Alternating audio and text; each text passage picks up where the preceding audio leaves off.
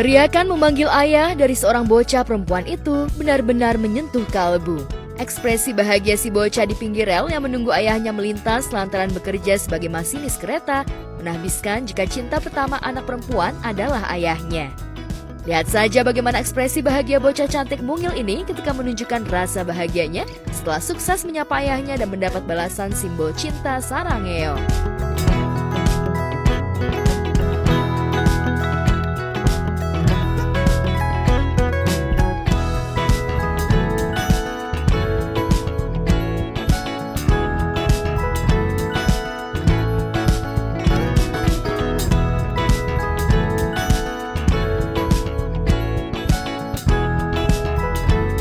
Terharu banget ya melihat anak kecil. Tadi aku lihat pakai baju pink, terus juga dia nunggu ayahnya yang seorang masinis. Rasanya jadi terenyuh banget hatinya. Apalagi kayak kita mungkin nunggu keluarga datang ke rumah, mungkin rasanya kayak sedih juga, bercampur haru juga. Tapi yang pastinya sih mungkin untuk anak-anak semuanya bersyukur ya kalau ada keluarga atau orang tua di rumah yang datang. Nggak perlu sampai nungguin gitu orang tuanya naik kereta ya kan, terus juga dia di pinggir jalan gitu. Jadi aku sih pribadi terharu banget sih ngeliatnya. Cukup membuat kita jadi ikutan terharu antara sedih juga ya, sedih, senang juga karena melihat kesusitan atau keromantisan seorang anak dengan ayahnya. Dan saya percaya memang seorang ayah itu adalah cinta pertama anak perempuan. Karena saya lihat, saya kan punya anak perempuan juga 2 ya, jadi mereka lebih dekat sama dedinya dan benar itu kayak udah love banget gitu sama dedi ketimbang saya. Jadi memang cinta pertama anak perempuan itu adalah ayahnya. Dan saya juga mengalaminya karena saya juga sangat mengidolakan ayah saya ketika saya masih kecil, bahkan sampai detik ini saya masih mengidolakan sosok seorang ayah.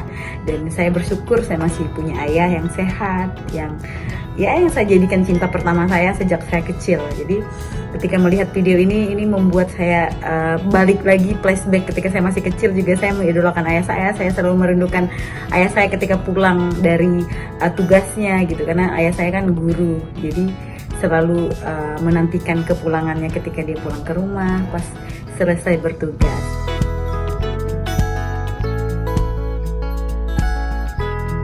Cinta orang tua memang sepanjang masa. Tak ada kebahagiaan bagi seorang anak bisa melepas rindu dengan ayah bunda, pun sebaliknya, tak ada rasa bahagia yang begitu menggetarkan kecuali bisa melihat anak-anaknya bisa tersenyum. Kisah romantis antara ayah seorang masinis dan putrinya si bocah kecil mungil ini pun sontak memantik rasa haru warganet.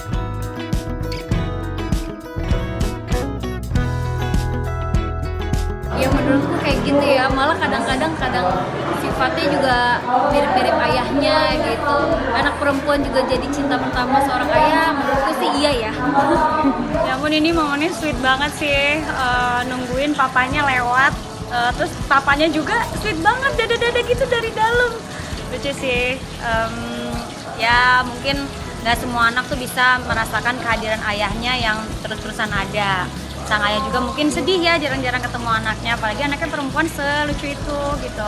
Ya pokoknya buat kalian semua yang masih berkeluarga lengkap dan masih bisa sering ketemu sama orang tua, sama anak, dijaga baik-baik, tetap harmonis dan bahagia selalu.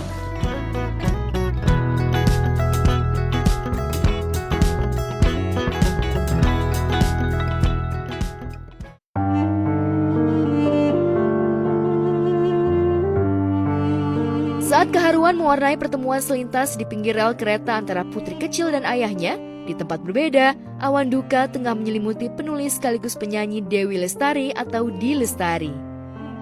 Sang ayah, Kolonel Infantri Purnawirawan Yohan Simangunsong 1 Februari 2024 lalu, tutup usia di sebuah rumah sakit setelah menjalani operasi syaraf kejepit di bagian kakinya. Dan kemarin jenazah ayahnya akhirnya dikebumikan di tanah kelahirannya, Sumatera Utara.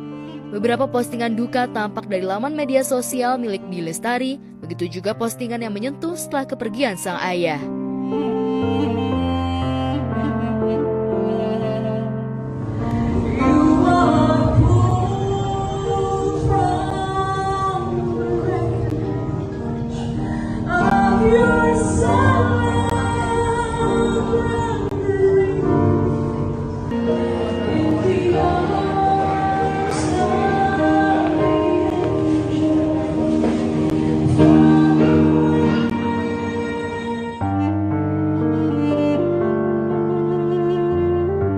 Sebelum tutup usia, mendiang Ayahdi memang sempat mengeluhkan sakit di bagian kaki hingga akhirnya memutuskan untuk operasi syaraf lantaran ingin bisa mandiri berjalan.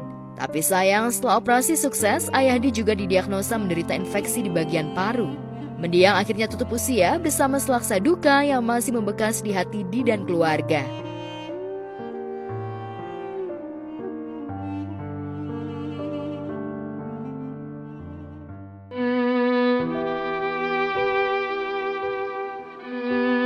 Sementara Di Lestari tengah digelayuti awan duka, pesinetron Bella Sophie juga tengah berduka setelah kepulangan ibundanya yang tinggal di Pulau Buru, Kepulauan Maluku. Karena terpisah jarak, Bella tidak bisa langsung terbang ke Maluku. Karena itu, ia pun terpaksa mengikuti prosesi pemakaman ibundanya melalui sambungan video WhatsApp.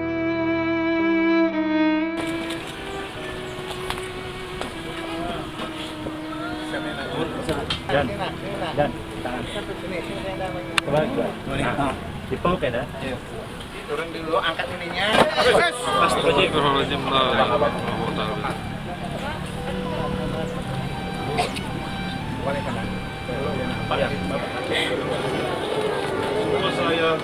Duduk sini. Iya, duduk dulu. Bisa ngondangin mama dulu. Jawablah sayang. Kemarin itu kita lagi ada kegiatan pemasangan kubah masjid di satu daerah kepulauan di Pulau Buru. Itu kita harus menempuh perjalanan kurang lebih 2 jam naik speed dari kecamatan kabupaten, dari kota kabupaten yang ke kecamatan namanya Batabuang, dan di situ signalnya sama sekali nggak ada seperti itu. Dan sebelum kami berangkat memang kami udah memberitahu bahwa akan ada putus signal sekitar 1-2 hari setelah kegiatan pemasangan kubah itu. Kami bawakan permatanya. Setelah pemasangan permata kubah itu siangnya, terus ya itu sudah malamnya kami baru dapat berita, tepatnya pada jam jam 2:30 pagi. Mama meninggalnya jam 10. Jam 2:30 subuh dikabarin bahwa mama sudah pulang ya jam 10. Terus kita langsung buru-buru. Iya. Terus kita langsung buru-buru subuh-subuh itu juga langsung kita naik speed pulang ke rumah sini. Sampai subuh, sampai jam 5:30 pagi baru bisa tiba, ada signal lagi di kabupaten. Jadi niatnya kita ngejar pagi-pagi subuh-subuh itu niatnya pagi-pagi itu mau pengen ada pesawat pagi dari sini, jadi bisa ngejar mama sebelum mama mungkin dikuburkan. Tapi sayangnya untuk 2 hari ke depan itu sama sekali nggak ada pesawat, dan baru ada pesawat nanti hari Selasa, dan kemungkinan nanti hari Selasa saya akan pulang. Bella mengaku tak kuasa menahan tangis lantaran tak bisa langsung pulang ke rumah. Selain belum mendapatkan pesawat, Bella juga mengaku tengah berada di pedalaman. Jikapun sempat, Bella baru akan berangkat menuju kediaman ibundanya pada Selasa nanti. Bener-bener kehilangan banget, Bun. Bener-bener kehilangan banget, rasanya tuh berat banget. Aku baru ngerasa seumur hidup ini badan aku sampai sekarang rasanya kayak nggak gimana ya, kayak nggak ada tulang gitu, gimana lemas gitu. Benar-benar kehilangan banget pastinya. Makanya nanti hari Selasa aku mau pulang.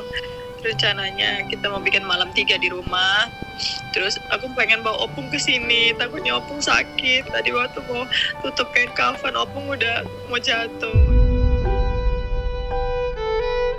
Bella juga tidak bisa hadir karena Bella sedang dalam kegiatan kerja dia sama suami. Jadi kemarin dia tidak dapat kabar, dia sedang di pelosok dalam, ya kita bilang lah di perkampungan.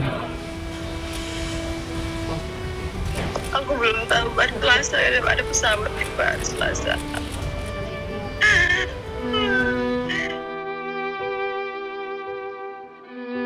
Ya, dari keterangan ayah Bella Sophie, almarhumah tutup usia lantaran mengalami keletihan. Ayah Bella Sophie terkejut almarhumah meninggal dunia secara mendadak dengan wajah telingkup ke lantai. Bagi ayah Bella, kepergian istrinya tak ada sama sekali tanda-tanda atau firasat. Apalagi ibunda Bella diketahui tidak punya riwayat penyakit yang serius. Pun sholat nggak takbir di rakaat keempat itu macam seolah dia bangkit dari tidur tuh ada nangis sakit gitu. Itu saya tapi nggak saya batalkan sholat saya harus sedikit lagi. Saya salam ke kiri, saya lihat dia sudah di depan pintu sudah terhubung.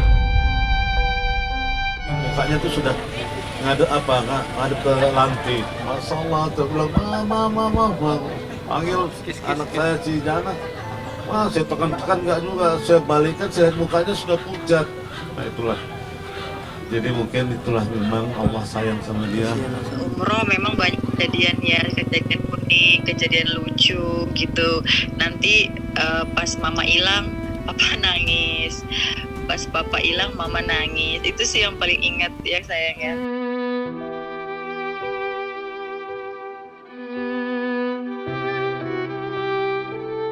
Bagaimanapun kehilangan ibu tercinta tanpa ada di sisinya jelas begitu menyayat batin. Lantas kapan pertemuan terakhir Bella dan sang bunda? Apa saja permintaan dan pesan terakhir almarhumah pada Bella? Sayang jawab saya. Ya, itu yang terakhir yang paling indah. Itu yang terakhir yang paling indah. Ketika Bella masih punya waktu panjang dengan mama dan mengikuti permintaan mama pada waktu mama ikut umroh bersama-sama. Itu yang terakhir yang paling indah. Jadi awalnya itu harusnya mama kan nggak ikut. Awalnya mama nggak ikut, tapi biar supaya kan jaga Dayana ganti-gantian. Ini mama nggak ikut, tahun depan ikutnya gitu. Ternyata opung bilang jangan deh, jangan dipisah-pisah kami. Oh ya udah, akhirnya ya udah kita berdua aja ajakin. Jadi akhirnya berdua, alhamdulillah ya.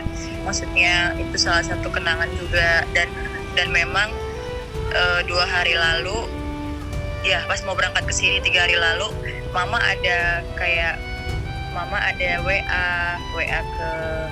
ke Bella. Dia bilang Mama itu sudah seperti dengan ibu kandung saya. Dia sangat mencintai saya, tidak ada perbedaan antara saya dengan Bella. Bahkan banyak hal saya lebih dekat dengan mama. Saya lebih terbuka. Kadang-kadang dengan ibu kandung saya jarang terbuka. Tapi kalau dengan mama itu saya bisa terbuka, bisa cerita. Dan kami sangat merasa kehilangan karena mama itu sosok yang sangat akrab. Suka membuat suasana itu sama opung itu kalau ada itu membuat kita ceria, bisa bebas. Kita bisa sebagai orang tua, sebagai teman. Beliau juga bisa sebagai satu sosok yang mendamaikan kami, kan seperti itu ya. Dan satu hal bagi saya, mama itu sosok di mana memberi contoh pada saya bahwa beginilah cara hidup sepasang suami istri ya. Beliau dengan opung itu sangat romantis, dengan keadaan yang sederhana tapi hidupnya sangat romantis. Mereka bisa bahagia ketika cuma makan soto. Mereka bisa bahagia ketika mereka hanya punya tempat usaha kecil. Itu kan apa ya? Belajar untuk itu, belajar menghargai hidup ini. Nah.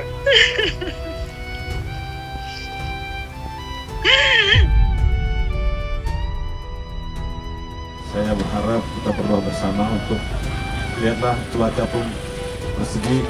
Dia baik ini, istri saya ini baik benar. Dengar orang susah dia cepat bantu.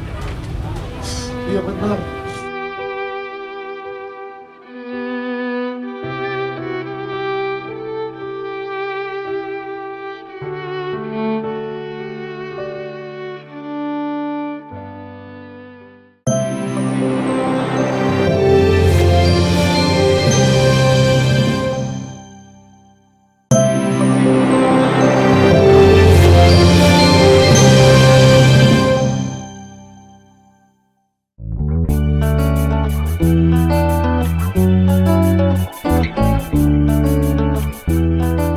Baru-baru ini media sosial ramai memperbincangkan konten TikTok dan Instagram viral. Tren itu bernama Hi Kids. Konten ini sejatinya ungkapan kepada anak atau calon anak dengan cara unik untuk mengungkapkan cinta dan antisipasi terhadap anak-anak di masa depan. Berbagai pesan dan pengalaman pribadi menambah lapisan kerentanan dan keaslian emosional yang dihadirkan sehingga dapat diterima oleh halayak.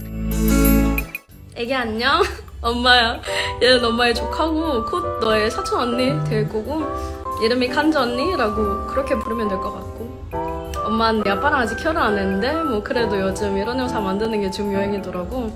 조금 늦긴 하지만 너한테 꼭 할 말이 있어가지고 영상 만든 거였고 엄마 몇 개 국어 할 줄 알아가지고 나중에 너가 태어날 때 무슨 언어로 올까 싶었다. 농담이고 والتاريخ الآن هو 14 من يناير سنة 2024 وأنا الآن في حجرتي مع أختك. Quiero ser la mejor mamá del mundo para ti. Todo lo que necesitas es escucharme y puedes contarme sobre tus sentimientos. 母ちゃん、人生は悲しいことや辛いことがたくさんあってうまくいかないことも多いかもしれないけどきっと楽しいことや幸せなことがたくさんあるの日が来ると信じてほしいの。だからめげずに前に進もう。頑張ってね。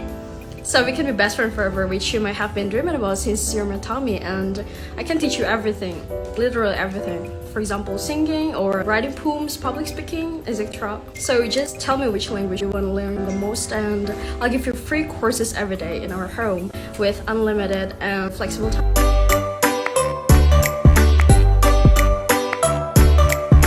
Video ini seolah bisa menjadi kapsul waktu mengabadikan momen dalam hidup untuk dikenang oleh anak-anak di masa depan. Konten itu awal mula kreasi Rifanisa dalam akun @rifanisara15 yang diunggah pada 22 Desember 2023 lalu. Konten itu ia buat di ruang perkuliahan berupa pesan untuk anaknya kelak. Dalam video yang sudah disaksikan lebih dari 17,9 juta tayangan, Rifanisa membuat konten Hi Kids, This is Your Mom yang kini viral di medsos. Banyak konten kreator membuat video serupa dan kini menjadi tren di media sosial. Hey kids, this is your mom. Sekarang ibu umurnya 19 tahun. Ibu belum ketemu nih sama papa kamu. Sekarang tanggal 21 Desember 2023. Which is ini adalah kelas terakhir ibu di semester 3. Ibu cuma berharap kamu mendapatkan kasih sayang yang terbaik dari ibu dan papa nanti. Kamu akan mendapatkan kebahagiaan yang jauh lebih baik daripada ibu. Kamu akan menjadi anak yang cantik dan ganteng, menjadi pintar, dan ibu akan menjamin seluruh kebahagiaan kamu di tangan ibu. Pendidikan yang lebih baik, kehidupan yang lebih baik. Itu aja pesan dari ibu. Dan sekarang ibu lagi ada di kelas. Nah, sekarang ibu mau pulang karena udah selesai kelasnya. Ada onti-onti, halo, say hello, gitu.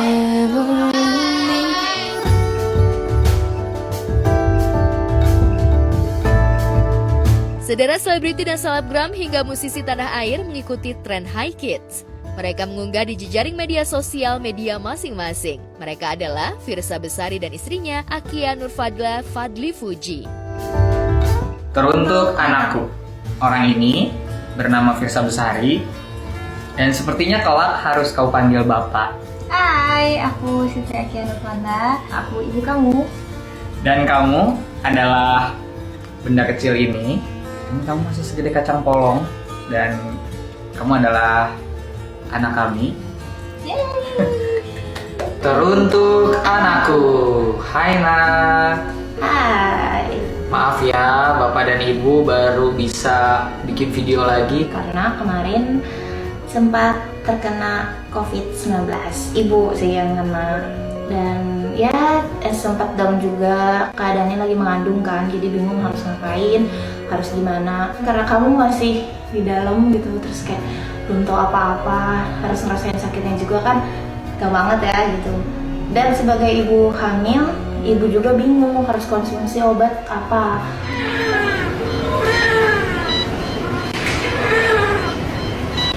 Hai Gala. Hai. Ini Uti. Ini Ai. Pokoknya kita nggak mau banyak bilang apa-apa. Yang paling penting kalau Gala butuh duit ke Uti aja.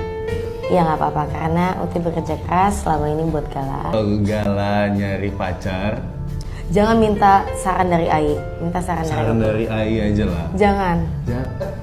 Pokoknya Kita sayang banget sama Gala, mama papa, Dafrans, Uti, Ai sayang sama Gala. Walaupun kita nggak bisa menggantikan menjadi orang tua Gala, tapi kita akan selalu ada buat Gala, apapun yang Gala butuhkan, apapun yang Gala perlukan lah, mulai dari kasih sayang, materi, semuanya deh insya Allah kita akan penuhi semampu kita.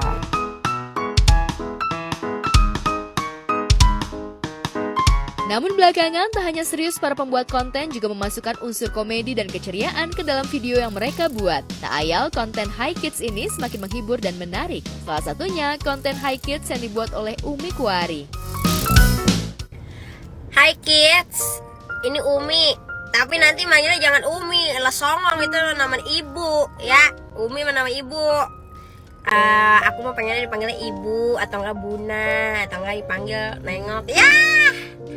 Pokoknya Kids, ini ibu umur 22 tahun, nanti Januari tahun 2024 ibu 23 tahun. Kita ketemunya kapan nggak tahu ya, semoga secepatnya aja. Nanti kalau kamu udah lahir, semoga kamu bahagia karena udah milih ibu jadi mama kamu ya. Pokoknya kamu bersyukur punya ibu sebaik aku, secantik aku pasti. Pokoknya nanti kalau kamu lelaki, kamu kagak boleh nyakitin hati perempuan ya. Nggak boleh ditinggalin perempuan pas lagi sayang-sayangnya. Nggak boleh ngeghosting perempuan. Nggak, pokoknya ya Kids, kamu harus tahu adab jadi laki-laki ya. Dan kayak sekarang, kesian loh teman-teman ibu pada sakitin mulu sama laki. Nah, kalau kamu perempuan Kids, semoga kamu menjadi wanita yang soleha, sayang selalu sama ibu ya, sama ayah nanti. Pokoknya kamu bisa menjadi perempuan yang menjaga diri kamu ya. Pokoknya nih anak-anak ibu kerja ya. Jangan pengennya nganggur karena capek mulu ya. Jangan. Pokoknya nanti ibu mah kalau ada kalian, ibu nanti warisinnya harta bukan trauma. Oke? Semoga kita ketemu cepetan ya Kids ya. Ya Allah, ibu mau kerja mulu ini biar kaya ntar. Biar lu gak capek kerja, lu udah nikmatin hasil, oke? Kenalin nih papa kamu, sekarang papa 4 tahun. Nah aja dulu sih, pasti masa depan kamu cerah. Soalnya papa dari umur 2 tahun udah jadi Pak RT. Pasti pas temu kamu, papa jadi presiden deh. Tapi cita-cita papa jadi pembalap MotoGP. Udah lah Kids, nggak usah berpikir sekarang. Tentang si lama temunya. Udah, bye Kids, this is your dad. And sayang sekali, ini mama kamu. Kebetulan di tanggal 25 Desember 2023 ini bertepatan dengan hari Natal. Dan 2 minggu lagi papa mama akan menikah. Hi Kids, this is your mom. Misalnya nanti kamu udah masuk sekolah, kalau misalnya teman-teman kamu ada yang bilang kamu lucu, ada yang bilang kamu ganteng atau cantik, itu pasti dari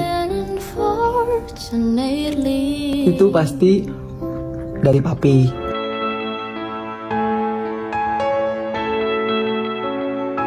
Dan yang terbaru, Desta yang sejatinya ceria penuh canda tawa mendadak tak mampu membendung air matanya kala melakukan tren Hi Kids. Tentu saja aksi Desta itu mengundang perhatian warganet. Namun baru mengucapkan kata-kata sebentar, Desta langsung berkaca-kaca dan tak bisa menahan air mata. Meski sempat berhenti sejenak, Desta pun kembali melanjutkan ucapannya dan mengakui bahwa dirinya bukan ayah terbaik di dunia. Namun mantan suami Natasha Rizky itu berkata bahwa akan selalu berusaha melakukan yang terbaik. Hi Kids, this is your ayah.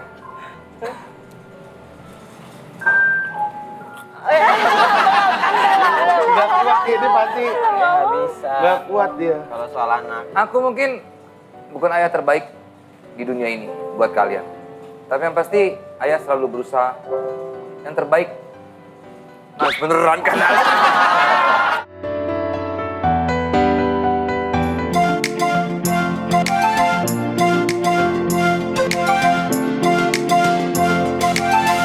Di tempat Tak terpisah, bintang cilik Narafa Aziza dan Syafa Afisa di sinetron Cinta Tanpa Karna memilih untuk healing sejenak di tengah padatnya jadwal syuting. Pemeran Safa dan Vika itu memilih meluangkan waktu liburnya untuk pergi ke salah satu wahana di kawasan Jakarta Utara. Dan inilah keseruan Rafa dan Syafa ketika menikmati satu persatu wahana yang ada di sana.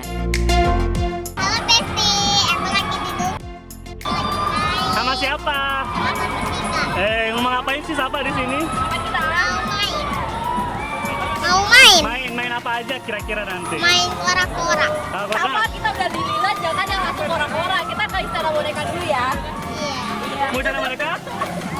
Mau ke istana boneka? Ayo permisa ikutin Safa. Let's go. Kenceng-kencengan, geng. Ayo, gimana mungkin nih? Mau naik apa nih sekarang nih kalian nih? Lagi naik perahu di istana boneka.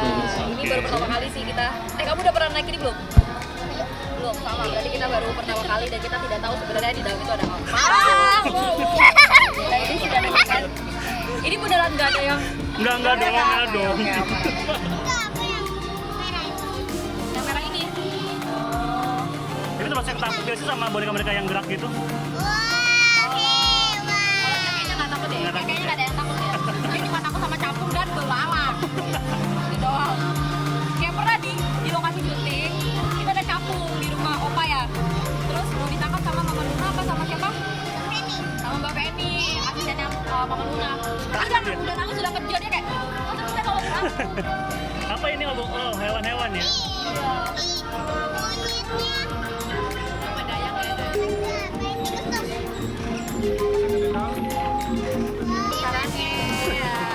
Pagani gitu tuh ya. Nggak ada yang ungu, nggak ada yang pink.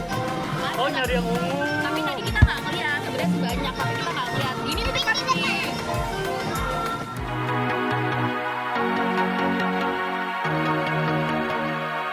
Semburat kebahagiaan terpendar di wajah kedua setelah masuk ke wahana boneka. Setelah puas masuk ke wahana boneka, Rafa dan Safa lanjut menuju wahana alap-alap. Meski di awal mereka berani, namun ketika di tengah-tengah perjalanan, Syafa teriak histeris hingga membuat Rafa pun ikut ketakutan. Mau naik apa nih, Safa? Kita mau naik alap. Demi Safa cinta sayang.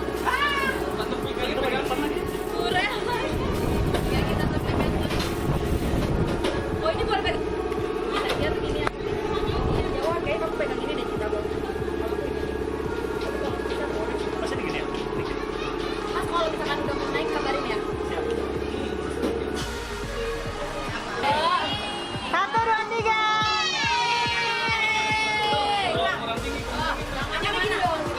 Ya gitu. 1, 2, 3. Yeay. Selamat menikmati.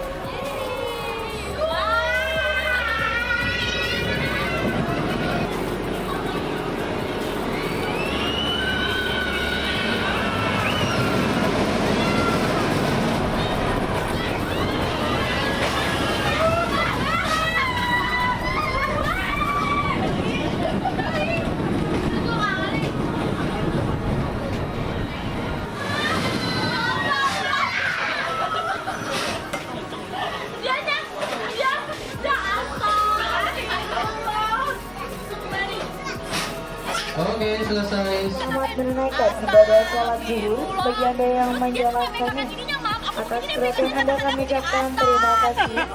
Salam dunia fantasi.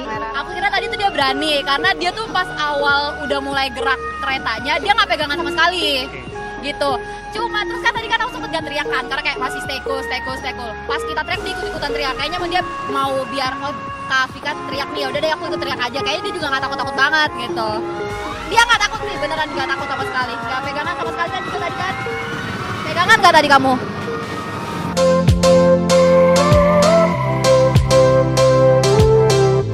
Selanjutnya, Rafa dan Syafa ingin sekali mencoba wahana kora-kora. Namun apa daya, tinggi mereka tak masuk kualifikasi hingga tak mendapat izin. Meski tak bisa naik kora-kora, keduanya memilih untuk menaiki biang lala. Meski terbilang cukup tinggi, Rafa dan Syafa sepertinya begitu menikmati. Apalagi keduanya bisa melihat pemandangan Jakarta dari atas ketinggian. Ya oke guys, jadi karena Safa tidak memenuhi standar tinggi badan untuk naik kora-kora, Jadi kita memilih untuk pindah ke biang lala. Ya tadi kurang 10 cm. Gimana perasaan kamu? Gimana sahabat? Gak apa-apa? Sedih? Kecewa. Enggak apa-apa ya, mau naik biang lala ya? Oke. Oke guys, besti kita lagi naik biang lala bersama artis cilik kita. Siapa namanya? Safa.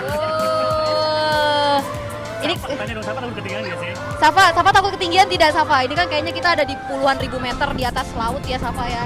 Kamu takut tinggi? Kok dia diem aja sini? Kamu takut tidak? Ini tadi Safa udah ngomong kita mau menembus langit ke berapa? Langit ke-7? Ya. Ke-6. Oh ya ke-6, gak jadi ke-7. Oh ini berarti kita ke langit ke-6 dulu baru nanti ke langit ke-7. Takut banget, apalagi kalau misalkan tingginya diem kayak gini. Ini jangan lihat banget guys. Ini dia, kita tuh nunggu orang naik gitu ya? Betul. Sebenarnya mau bilang enggak, tapi karena kebanyakan ini loh nonton film-film yang kayak Final Destination gitu kan, jadi kayak ada adegan-adegan kayak roller coaster lah, naik yang ketinggian tuh takut aja gitu. Nah oke guys, ini kita sudah di puncaknya. Kalian bisa lihat sendiri nih, saking tingginya kita bisa lihat panorama Jakarta dari sini. Cibubur di sebelah sana, Cikampek sebelah kanan, jauh-jauh ya pokoknya. Ini tinggi banget ya Safa ya. Dan ini kita masih nunggu sampai dia diputer gitu. Oh masih berani nggak? Enggak kan? Ada cuma satu kali, kita cuma kebagian. Dia tuh berani. Lagi dong ya gitu. Iya gitu. Dia tuh emang anak kecil yang menghargai kita gitu. Kalau kita takut dia tuh ikut takut juga. Padahal sebenarnya nggak takut, tapi dia menghargai kita. Terima kasih Adek. Sama-sama dong Adek. Seru. Seru dong. Dika gimana nemenin Desti ini? Seru abis, walaupun banyak kejadian-kejadian out of the box-nya ya pastinya. Semoga besok kita bisa main lagi di sini, oke?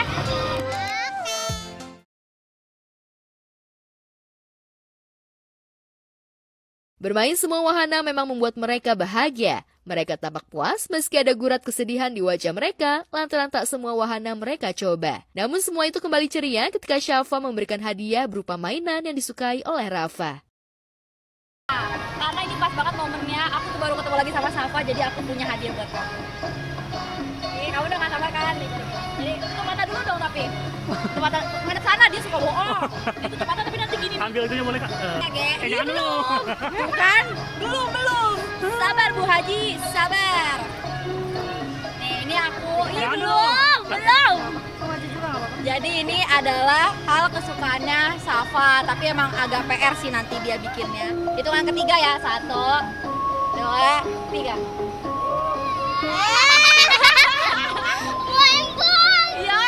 Apa itu?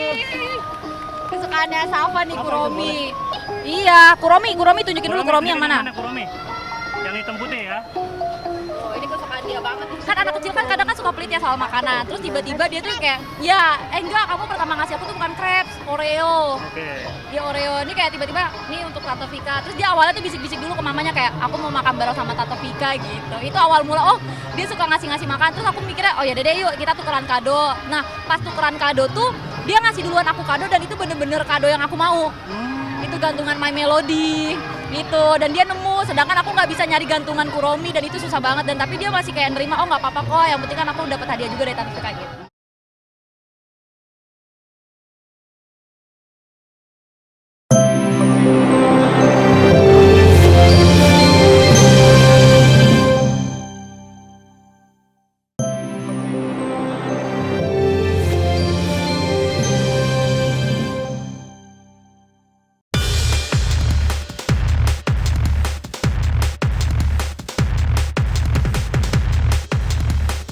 Pemirsa, sebuah video yang menunjukkan aksi pengeroyokan terjadi di kota Bogor. Dalam rekam video itu terlihat sebuah mobil yang diduga berisi komplotan pelaku kejahatan menarik perhatian warga. Mobil berwarna hitam yang semula terparkir di pintu sebuah perumahan mewah di Bogor jadi sasaran warga. Menyadari amukan massa, mobil itu pun bergerak dan berusaha meloloskan diri dari kejaran warga yang sudah terlanjur marah. Walhasil kejar-kejaran bak di sebuah film mafia pun terjadi. Massa mengamuk, sekalipun pengemudi mobil tetap tancap gas. Saya mengedukasi kepada masyarakat ya, bahwa apapun alasannya untuk melakukan kekerasan, melakukan pengerusakan barang, itu tidak dibenarkan. Karena semua ya yang dilakukan itu pengerusakan dan sampai mungkin penganiayaan ya, mengeroyok, itu semua ada ancaman pidananya. Meskipun maling Bang, yang diduga maling itu? Semua warga negara mempunyai hak hukum yang sama, ya. Ketika dia diduga sebagai seorang maling, ya, tidak serta-merta orang boleh menganiaya atau melakukan persekusi. Ya, ini bahaya kalau dibiarkan menjadi budaya dari masyarakat Indonesia. Seharusnya gimana Bang berarti? Seharusnya kalaupun mau melakukan bantuan terhadap korban, cukup kok ditangkap, diserahkan kepada pihak yang berwajib, atau pada saat ditangkap dijagain supaya nggak dikeroyok massa, itu yang benar. Malangnya nasib pengemudi mobil hitam jalanan Bogor tidak berpihak padanya, hingga drama kejar-kejaran pun berakhir. Lantaran macet, massa berhasil mengejar dan mengeluarkan penumpang yang langsung menjadi bulan-bulanan massa. Sampai beberapa orang berusaha melerai dan membawa terduga pelaku kejahatan dibawa ke polisi.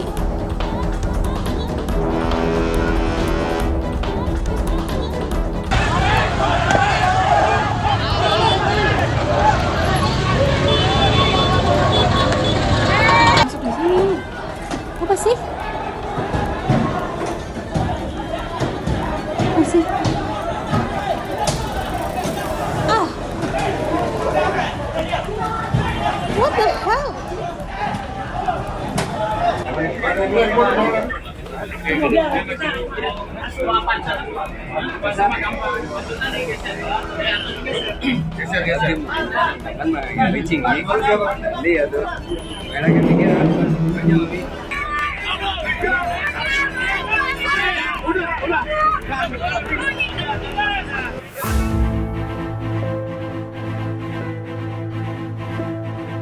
Sementara itu di Sumatera Utara, sebuah video amatir menunjukkan seorang ayah dari anak korban pencabulan oleh 2 orang menangis histeris.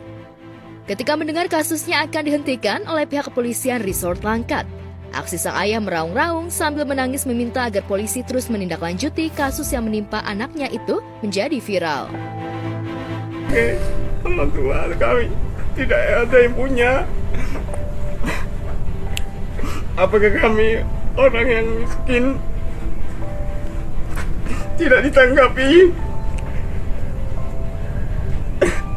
Kami orang yang tidak mampu apa tidak ditanggapi? Anak saya jadi korban, apa dibiarkan saja? Kami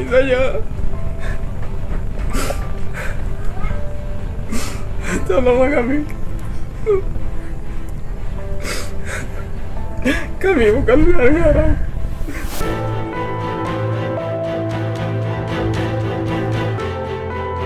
Korban sendiri diketahui berinisial MR, 7, warga Jalan Pantai Gading, Kabupaten Langkat, Sumatera Utara. Terungkap peristiwa pencabulan yang dialami bocah 7 tahun tersebut berawal dari korban MR yang saat itu dimandikan oleh neneknya merintih kesakitan di bagian kemaluan korban. Dan uniknya, setelah video tangis histeris ayah korban pencabulan anak viral, pihak kepolisian bereaksi hingga diketahui 2 pelaku. Salah satunya pelaku yang berinisial P berhasil diamankan polisi. Mirisnya, pelaku masih ada hubungan saudara, yakni sepupu korban. Ya, jadi saat ini Polres Langkat sedang melakukan penyidikan terhadap perkara pencabulan terhadap seorang anak yang berusia kurang lebih 7 tahun. Dan saat ini kita juga sudah mengamankan, polisi sudah mengamankan pelaku yang tidak lain adalah sepupu dari korban, di mana pelaku ini berusia 13 tahun. Disinggung terkait dinilai lamban oleh ayah kandung korban dalam menangani perkara atau kasus pencabulan tersebut, Hadi menuturkan jika proses penyelidikan memerlukan mekanisme dan tahapan penyelidikan. Di lain peristiwa, sebuah video menunjukkan seorang pria diduga mengunci istri dan anaknya dari luar saat ditinggal kerja. Aksi pria itu menjadi viral lantaran warganet belum menemukan alasan mengapa pria itu melakukan penguncian terhadap keluarganya sebelum berangkat kerja. Guys, kalau dia berangkat tuh, salam, aku selalu dikunciin di luar.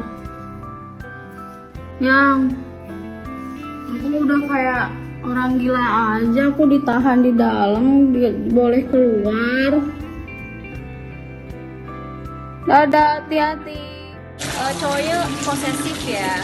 Jadi kalau menurut aku boleh posesif, tapi jangan terlalu posesif banget. Soalnya cewek tuh butuh kebebasan. Jadi apalagi udah jadi suami istri, nggak usah ditakutin lagi sih menurut aku. Kalau misalnya diketatin malah makin menjadi biasanya. Setelah mengunci, si perekam yang diduga adalah istrinya sendiri memberi dukungan dan mengucapkan selamat kerja dengan pesan agar berhati-hati dalam perjalanan. Kasus dugaan penipuan dana bansos sebesar 60 miliar rupiah yang menyeret nama Lady Marcella menemukan titik terang. Bersama dengan kuasa hukumnya, Lady membantah semua tudingan oknum notaris. Justru sebaliknya, Lady dan kuasa hukumnya menemukan jika Lady Marcella merupakan korban. Wilayah dan menyatakan terbukti semua apa yang diperbuat ya. Perbuatannya itu semua kan memang tindak pidana kan. Makanya dia jelas di sini dijatuhkan sanksi kepada terlapor dalam hal ini notaris ya, berupa usulan ke majelis pengawas untuk memberhentikan sementara 3 bulan ya sebagai notaris. Jadi dia tidak boleh melakukan pekerjaan sebagai pejabat publik, sebagai pejabat notaris.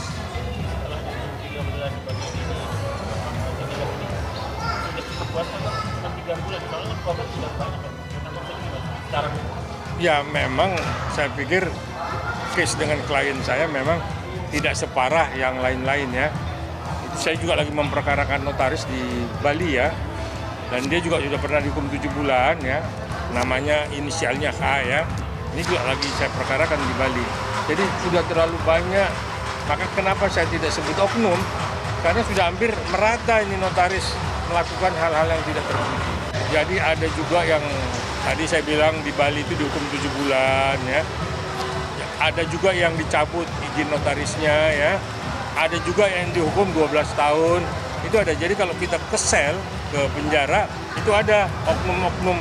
Saya bilang notaris itu yang telah melakukan perbuatan tindak pidana dihukum.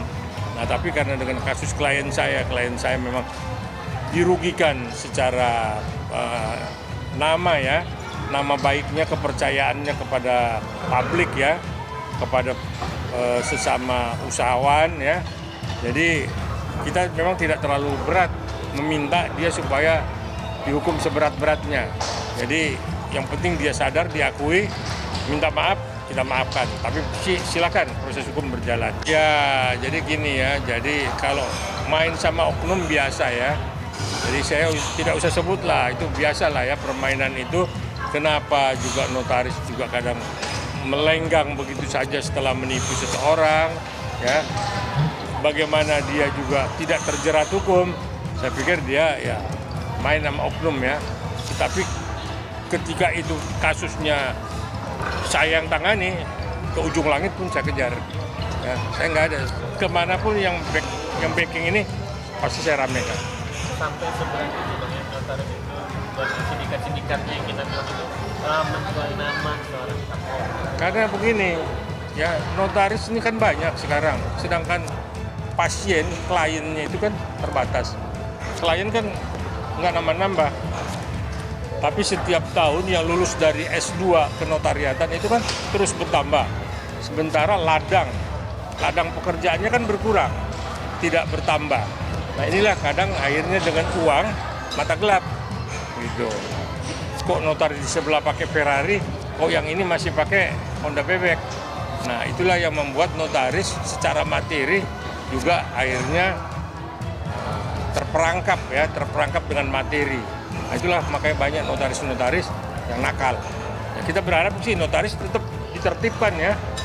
Karena juga saya lihat Kumham dengan majelis pengawas notaris kan mereka ada asosiasinya.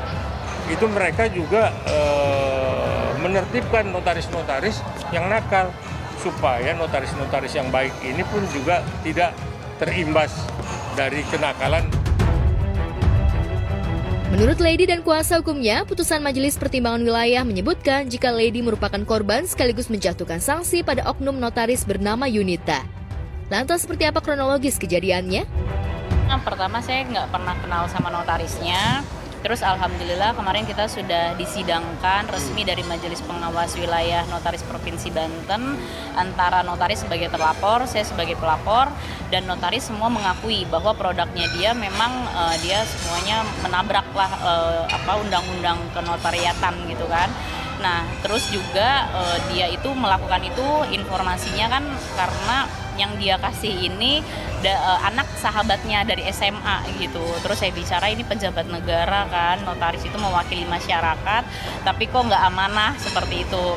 Akhirnya jadi merugikan saya karena dari produk notaris ini kan melahirkan sindikat lah ya, artinya yang saya tidak pernah kenal sama orangnya memakai nama perusahaan saya gitu loh, memakai nama perusahaan saya Marcella Cahaya Permata, di mana di tanggal tersebut saya tidak pernah kenal sama orang tersebut, tapi kok dia mengatasnamakan perusahaan saya gitu. Terus ada stempel saya nggak tahu juga dapat dari mana gitu kan, bahkan memang kita nggak pernah kenal sama nih orang gitu. Terus ada lagi notaris ini bilang pihaknya itu yang mengambil dokumen itu, terus melahirkanlah seolah-olah surat pernyataan mengatasnamakan perusahaan saya juga, padahal kan nggak boleh kayak gitu. Notaris harusnya kan memang kepada kita langsung sebagai klien dibacakan, terus juga menghadap. Ini nggak sama sekali gitu. Lady mengakui jika keputusan majelis wilayah akan dilanjutkan oleh timnya ke pihak berwajib. Langkah hukum yang dilakukan Lady diharapkan mampu menguak siapa dalang sebenarnya.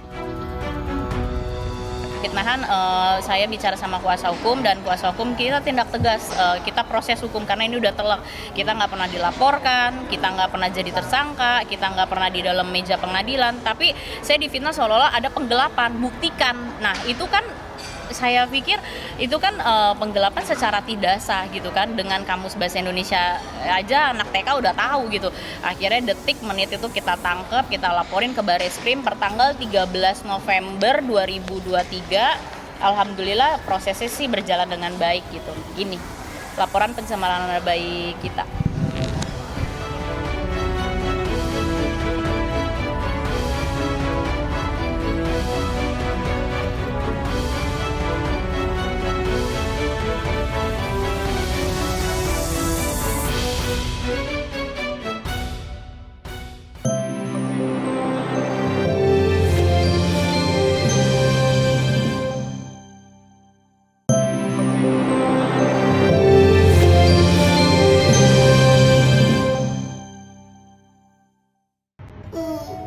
Aku lagi sedih. Kenapa? Gimana? Kipasnya kenapa, Nak? Rusak.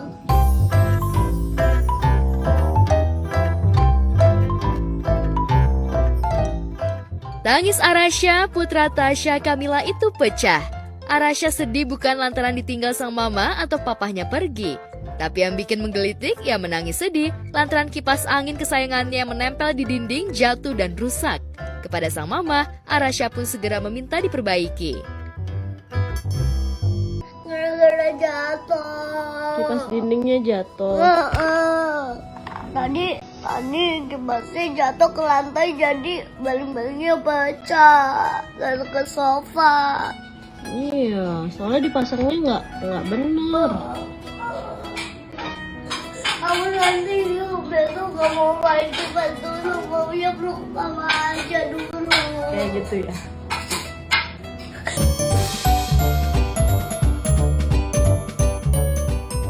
Ya, aksi kocak dan menggemaskan Arasha ini memang sudah membuat warganet terhibur.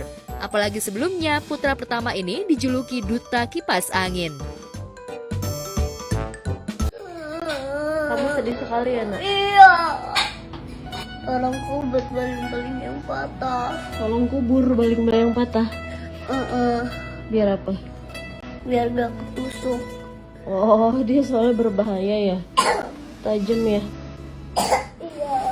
Iya. Alhamdulillah, yang rusak cuman baling-baling dan hidungnya doang. Akunya nggak kenapa-kenapa. Nggak kenapa-kenapa. Iya, nggak celaka.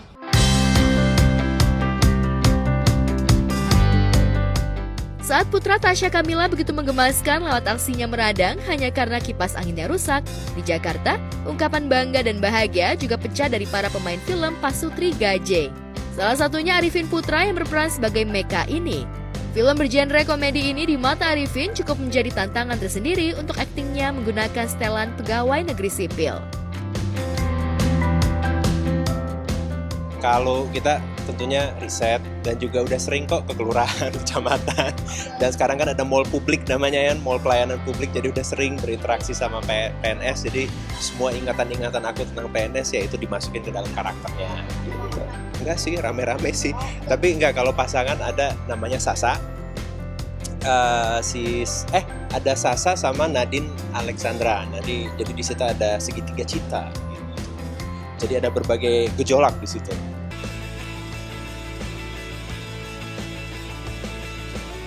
Rasa bahagia juga dirasakan pemeran utama, yakni aktor kawakan Reza Rahardian dan aktris sekaligus penyanyi Bunga Citra Lestari. Film ini menjadi film sekian kali dirinya berakting bersama aktor sekelas Reza Rahardian. Kalau dengan Bunga, ini kami bertemu setelah 5 tahun kami tidak bertemu atau tidak dipasangkan dalam sebuah film. Terakhir itu 2019, saya ingat sekali. Dan kembali dipasangkan lagi sekarang lewat film Pasutri Gaje. Menurut saya selalu spesial, selalu berkesan juga bersama Bunga ketika dipasangkan dalam sebuah film. Karena beberapa kali kami bertemu di film tuh memang karakternya tuh selalu berbeda-beda gitu. Jadi kami selalu dipertemukan di dalam sebuah spektrum film yang selalu ada keunikannya tersendiri. Pasutri Gaje kali ini mungkin yang unik juga adalah bahwa kami di sini dipasangkan sebagai pasangan suami istri yang latar belakangnya adalah pegawai negeri sipil, PNS gitu ya. Itu juga menarik gitu dengan seragamnya, yang satu kerja di kelurahan, yang satu kerja di kecamatan, itu juga hal baru buat kami berdua. Setelah 5 tahun, kalau Reza main film bareng aku 5 tahun yang lalu, kalau aku main film 5 tahun yang lalu. Jadi terakhir aku main film itu berarti dengan Reza My Stupid Boss 2. Abis itu ya I was taking my time untuk recover dari yang terjadi sama hidup aku, dan ini baru pertama kalinya lagi memberanikan diri untuk bisa kembali lagi ke film, dan alhamdulillah aku mainnya di sini sama Reza. Jadi kayak happy banget karena aku ketemu dengan sahabat aku yang aku udah paham banget deh kayak gimana, dan kita ngejalanin syutingnya tuh really fun gitu, seneng banget, dan genrenya komedi tapi romantis gitu, jadi seru. Kalau aku sih, kalau kesulitan dengan situasinya, dengan lawan mainnya, dan bukan hanya Reza, dengan yang lain itu sebenarnya enggak. Cuma mungkin ada deg-degan karena udah lama nggak acting, terus balik lagi ke acting nih gimana ya. Lebih ke situ sih. Kalau kesulitan sebenarnya enggak, karena buat aku di lokasi syuting semuanya dibikin amat sangat nyaman, orang-orangnya juga semuanya enak, baik director, kru, maupun lawan main semuanya menyenangkan, dan secara skrip juga lucu. Jadi kayak udah fun aja gitu syutingnya.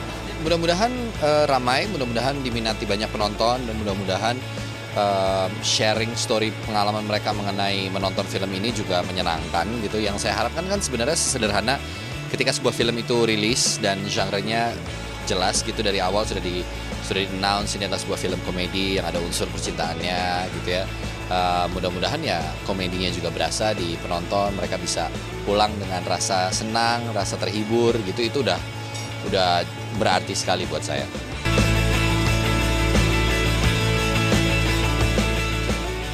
Ungkapan rasa bangga juga dirasakan Kiki Saputri dan TJ Ruth yang ikut membuat gimmick atau adegan film dengan cita rasa komedi ini kian satir.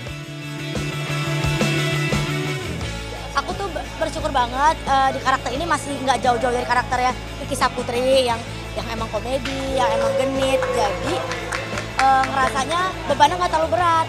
Cuma ada rasa insecure, nanti hasilnya gimana ya, karena kita acting kan, ya kita acting ngalir gitu, jadi pada saat setelah diedit, setelah disatuin sama yang lain tuh akan nyambung nggak ya gitu.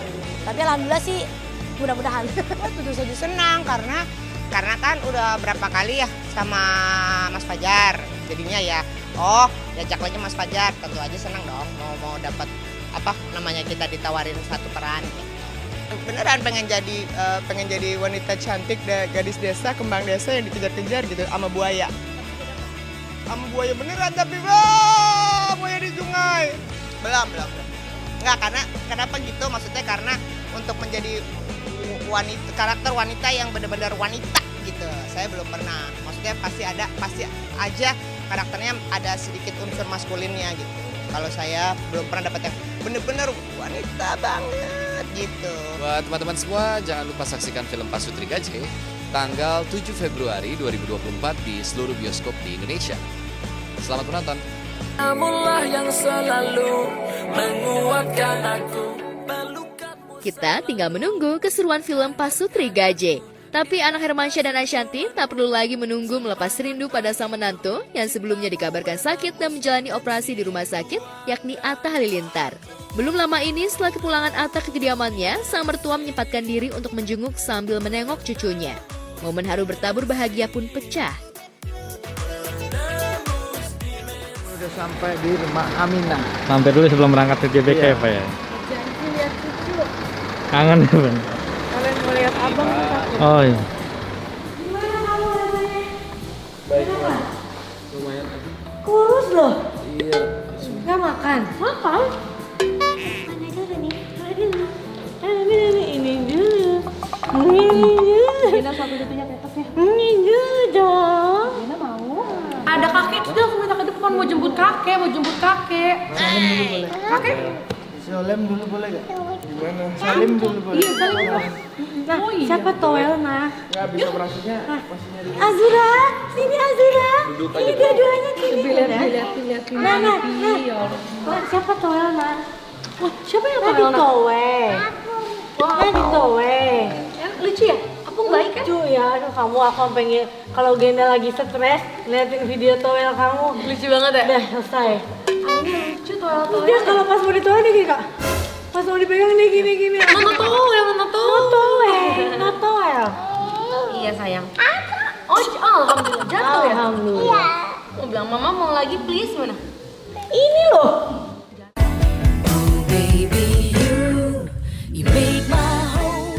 Anang tampak rindu dengan si bungsu Azura, begitupun Ashanti yang rindu berat dengan Aminah. Walhasil bukannya memperhatikan sang menantu, yakni ayah Aminah dan Azura, Anang dan Ashanti malah larut bercengkrama dengan sang cucu. Toel di mana? Gini. Nah, Nah, toelnya gini ya. Gini toelnya, gitu. Coba Anak kasih tahu Genda gini. Toel gimana? Nah, toel. Genda, iya sebentar. Oh, Genda. Iya, bentar. Genda gendong. Bentar, ya. Kakek bilang, kakek kasih Genda bilang. Kasih Genda kakek, bilang kakek gitu. Lihat kan? Ada lihat. Agak bapak. Ayah, Masya Allah. Kakeknya nih ngasihnya begitu, coba. Ngasihnya kok yang bener dong. Tuh, udah kan? Si Ade sukanya digini Bun, dia sekarang sukanya dia kayak bayi-bayi. Iya. Aku mau cium tangannya dong. Cium boleh gak? Cium, kiss, kakek kiss. Cuci. Kalau tangannya kotor. Ini siapa sih? Cium dulu dong kakek. Coba kakek kiss, kakek dulu kakek. Nama papanya siapa? Kalau ini mama siapa? Mama Nur. Adiknya, kakeknya kakek siapa? Kakek Ini makanya. Ini siapa? Om siapa? Oh ya, adiknya adik siapa? Cantik. Anak cantik, anak pintar, anak ajaib banget ini. Udah gembul banget. Kayak anak umur 6 bulan. Halo kakek. Bun. Aminah mana ya? Aminah makanya situ. Aminah mana sih? Gitu.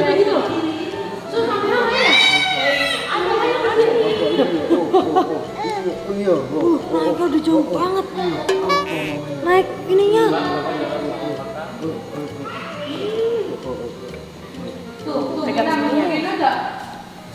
Ini baby siapa ya? Azura. Ibu ye. Si Bunya ini. Hey, ngeliatnya ke sana. Azura nih. Ini. Oh, tutup. Mah. Dangdung, gembul.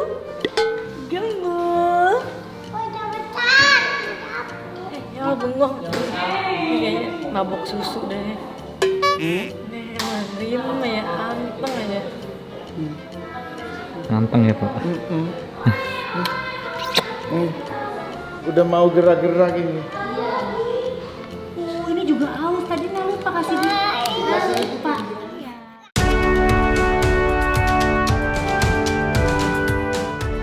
Ya, bagaimanapun bagi kakek, cucu adalah segalanya. Bahkan kasih sayangnya melebihi pada anaknya sendiri. Dan belakangan, usut punya usut, anak Hermansyah yang merupakan politisi PDI Perjuangan ini sengaja menyempatkan diri mampir ke kediaman menantunya jelang menyaksikan debat calon presiden yang terakhir.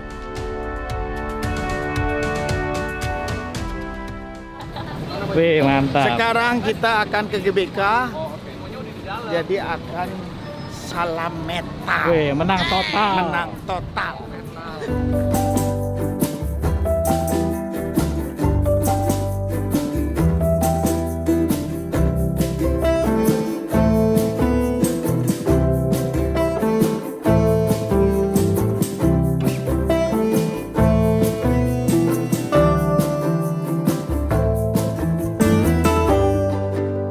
Guys, mau nonton?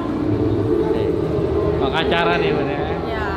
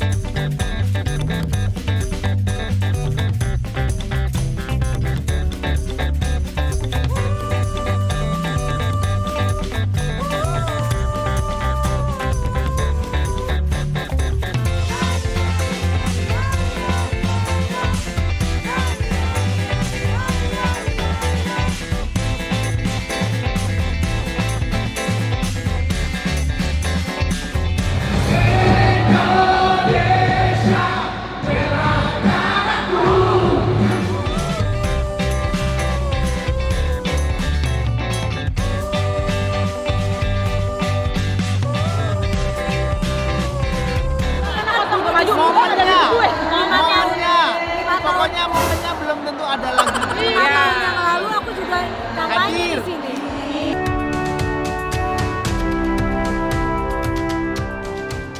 Debat pamungkas ini masing-masing capres tampil membawakan visi dan misi, terutama menyangkut pendidikan, kesejahteraan, dan prinsip-prinsip kesetaraan dan keadilan lainnya. Yang menarik, pasangan capres dan cawapres nomor urut 3 Ganjar Pranowo dan Mahfud MD tampil dengan gebrakan baru lewat tampilan casual jaket sunset warna hitam putih.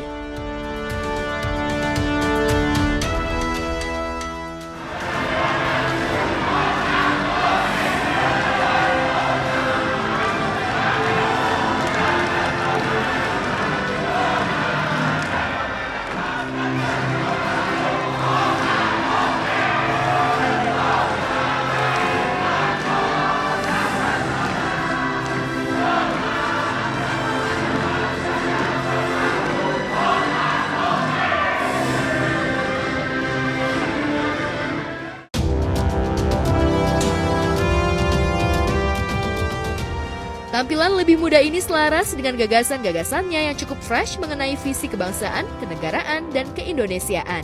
Hal itu terutama menyangkut upaya Ganjar Pranowo membangun kekuatan sumber daya manusia, menjaga dan merawat budaya, dan menjadikan Indonesia lebih maju dan sejahtera. Lantas bagaimana pandangan selebriti terkait penampilan, visi, dan misi di debat Capres semalam?